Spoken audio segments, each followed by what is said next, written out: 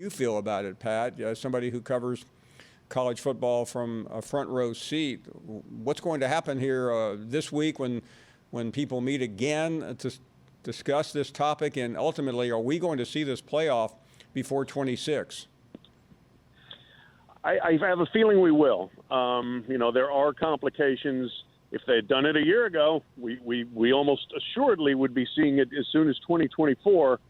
As it stands now, I think 2025, yes, 2024 still on the table.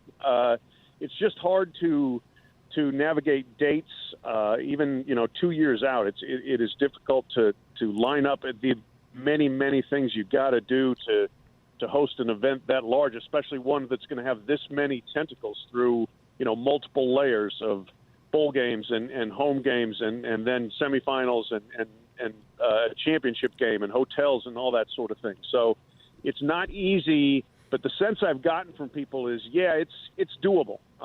So I think they'll get down to business on that this week in Dallas.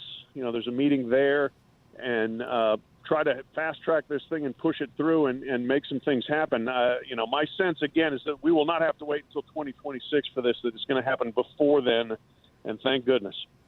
Pat Forde, let me get some thoughts from you as we're heading into the second week of the college football season. There's so many places to go, but you do so much work, the 40-yard dash and so many things that go into you recapping the entire picture of college football. What's at the very top of the cake? What stood out the most to you? From week one, I have to say I was at Ohio State Notre Dame, and that was the biggest game on paper. It wasn't a thriller.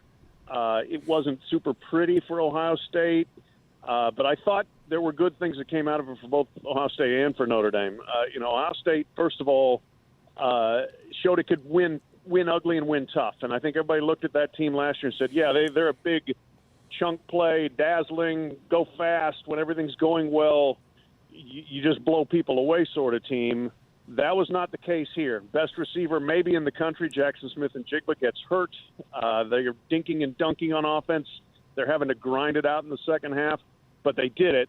Ryan Day said afterwards, don't tell me that isn't a tough team. And then for Notre Dame on their side of it, look, you were in the game. You got shut out in the second half. That's problematic. You're limited offensively. But that's a pretty tough team, too. They showed a lot of fight. They showed some real defensive prowess, I think, especially up front. And, they lost that game, but they're by no means out of the picture. It's way too early, really, for that to be the case when you lose on the road to the number 2 team.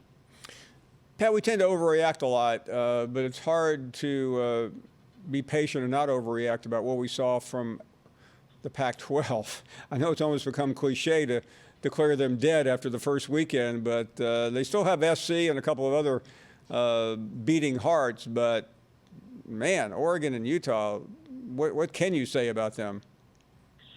Yeah, can you believe this is a conference that at one point voted against a 12-team playoff? Yes. I mean, given the fact that they tend to be knocked out in September of a 4-teamer, it's amazing. But USC, there's definitely some promise there. I don't know if they're good enough defensively. They scored 3 defensive touchdowns, but a couple of those were gift wrap.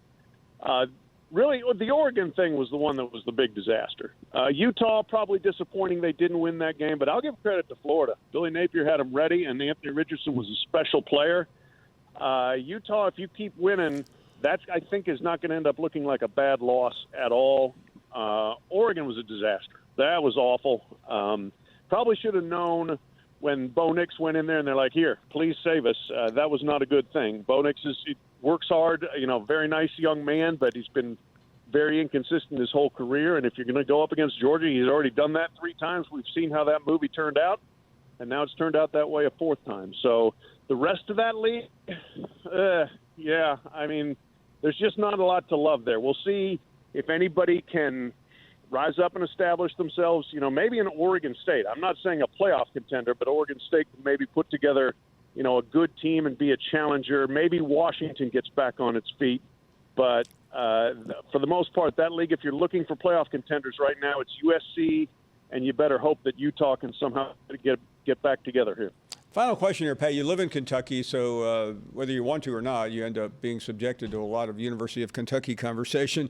It's been a bizarre summer with the whole thing with Calipari, then the Rodriguez situation. They head to the Swamp this weekend, and you hate to start putting the pressure on them, but a loss here could really be devastating for their hopes of whatever Kentucky is trying to be. I guess what they're trying to be is a football school, not a basketball school.